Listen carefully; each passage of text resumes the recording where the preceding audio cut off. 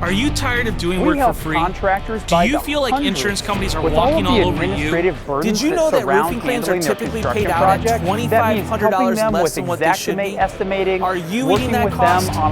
My name's John Dye, and part of the supplement, we teach contractors exactly what they need to know to get paid right on roofing restoration projects. We've taught over 400 roofing professionals how to succeed with insurance claims, and now we're heading to your area to help you win through our full-day training course. They're able to grow their profit margins and actually scale you'll because they're learn not held the back with the entire burden claims of dealing with process from the start to supplementing finish, process. the right way I to feel proud document your of what we've claims been so able to do you in get this paid industry. faster.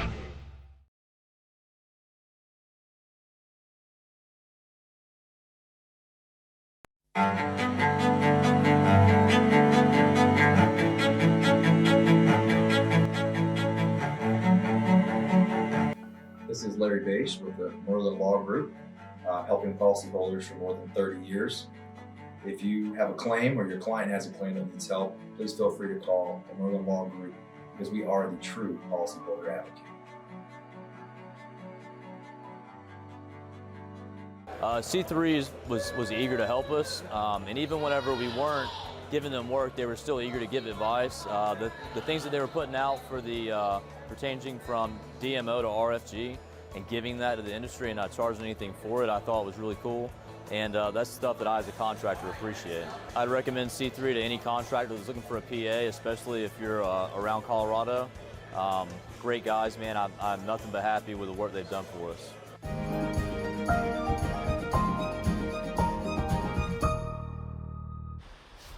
Happy Monday, everyone. Lead meteorologist John Choquet here from our home studio for our daily hail forecast. Hope you guys like the setup here. Got everything up in the corner. Don't worry, you'll be able to see everything just fine. The comments are right up at the top, and I can see everything a-okay. And hey, even then, I have to control everything, and it seems like it's working all right. So here we go, guys. Got that daily hail forecast. Looks like we see some hail returning today, and that will continue across. It'll be very late tonight. So when it returns today, it'll actually be well after midnight, likely, for when storms are going to form. That's going to be in Kansas, into Oklahoma, and even parts of Missouri. Tomorrow looks like we're going to see some hail as well, but a much more significant threat looks like it's going to be showing up towards the end of this upcoming week. Places we'll show you there for Thursday and for Friday, and then even into next weekend. And as always, wash your hands, follow the CDC guidelines. Hail Trace is all working remotely now to help maintain that social distancing that's recommended.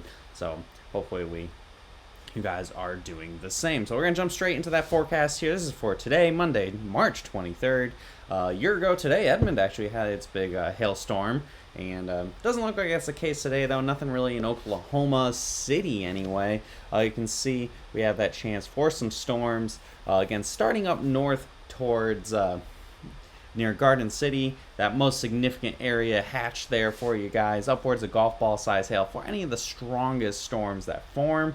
And we could see, again, that moderate risk for Garden City and towards Wichita. And for Wichita, it's going to be very late. We'll show you guys in just a minute. Tulsa and Fayetteville, Little Rock, all of those are really kind of looking much more of a low threat. There's probably some storms well after midnight, probably after 3 o'clock in the morning, closer to daybreak tomorrow.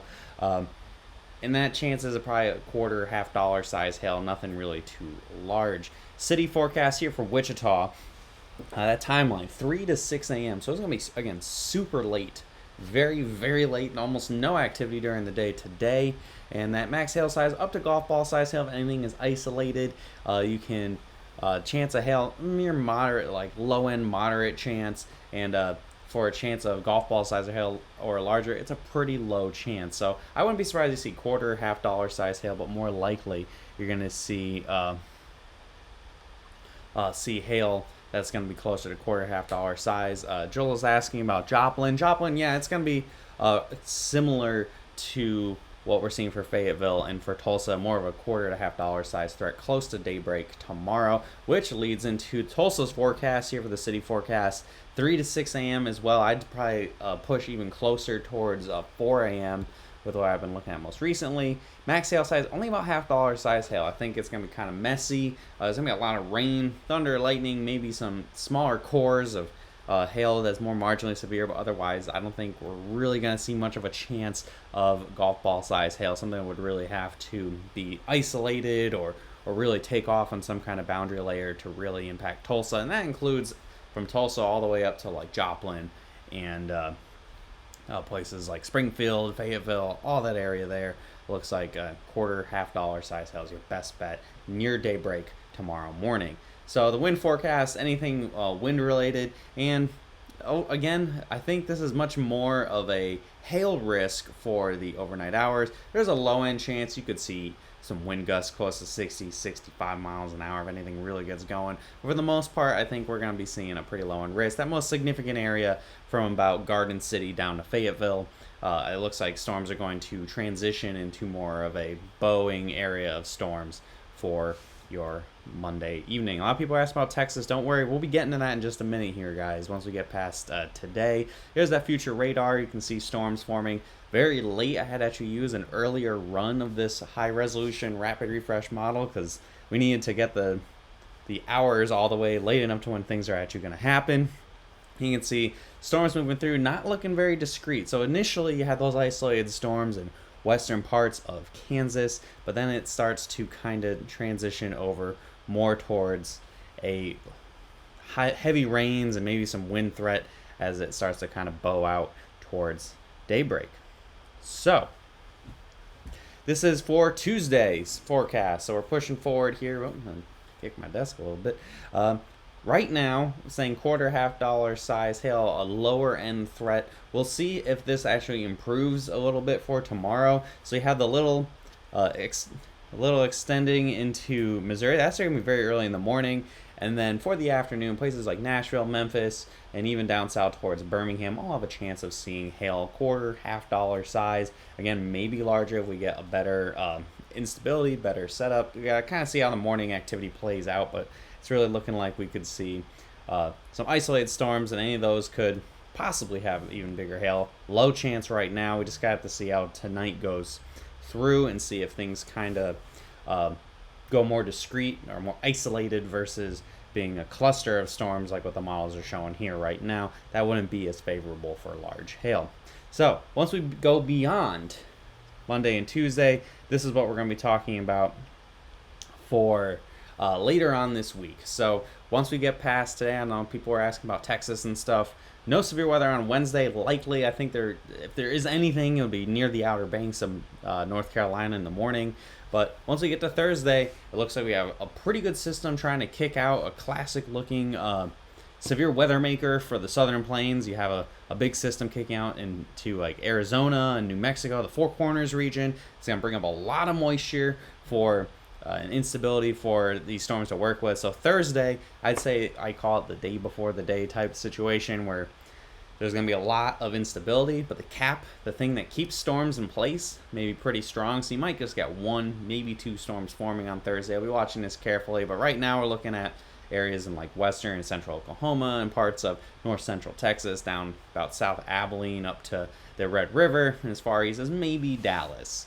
So you're looking forward to Friday. Friday's looking a little more impressive. You have it looks like a dry line setting up just west of I-35. And that would put Dallas at risk. It would put Oklahoma City near the triple point, which is where you get the cold air, the warm air, and the dry air all mixing together. Usually get a pretty good storm out of there.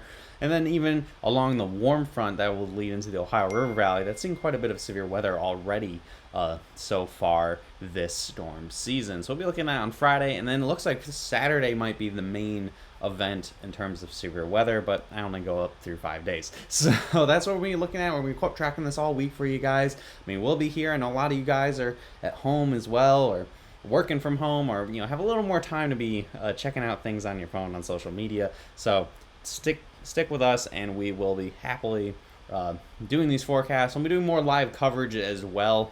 I know we did some for Omaha, and typically we used to do severe weather coverage just for the most major events, but it seemed like we got pretty good response from just any kind of coverage and any kind of distraction from everything that's going on in the world anyway. So we'll definitely be ramping that up more and more as we have severe weather season really starting to kick up. On average, this is about the week, this week and next week, are pretty much that average first 5-star map week that we get here at Hail Trace. So at any time now, we could see severe weather really kick it up a couple notches and get that big storm. So here we go. We have follow us here on Facebook, Twitter, Instagram. I've been doing some stories already. I'm actually going to kind of show off this home office a little bit here in a little bit, both on Instagram and on Facebook, probably in the stories section. So check that out. Follow it's all at Hail Trace, pretty easy to follow. And don't worry, just because we're at home doesn't mean we can't answer the phones. We all have our office phones here, so give us a call at 855-334-4245. Any comments, questions, concerns, your first time watching us, checking us out on Hail Trace, want to find out more, or you need to set up a training, everything is operating business as usual, just at our respective homes, so we will be answering the phones. Email us as well at info@hailtrace.com, and visit our website, hailtrace.com, for more details. I'll be seeing you guys hopefully sometime before tomorrow, but based on the way the forecast is and exactly where we're at for going forward here for tonight, probably not going to see you guys before 12 p.m. forecast tomorrow. If you're new to watching us every single day at 12 p.m., at least Monday through Friday for now, and once storm season gets going, it'll be every day. We're doing hail forecast, and of course we'll be doing any sort of live coverage, anything hits. So have a great day, everyone. Wash your hands, keep yourself socially isolated, and keep working hard. I know a lot of folks, you're still able to work even with all this going down. So I'll see you guys again tomorrow. Peace out.